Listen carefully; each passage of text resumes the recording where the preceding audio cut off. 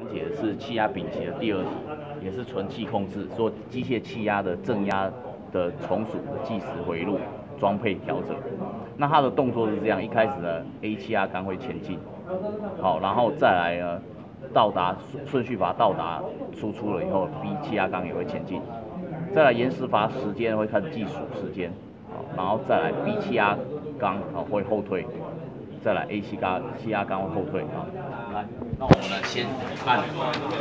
好，我们先按这个 Start 啊，开关压下去，好 ，A 气压缸会前进，好，然后这时候顺序阀它会到达输出条件后 ，B 气压缸会前进，记得 B0一开始的时候不能压缩哦。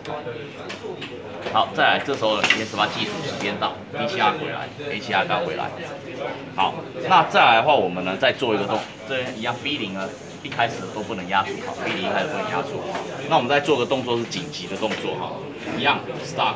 按钮压下去 ，A 前进，顺序阀输出到了以后 ，B 才会前进。好，那到 B 到的时候，我紧急压下去 ，A 就先退了。好，然后这时候按 RST 按钮 ，B 缸才会退回来。这是这个题目的动作要求。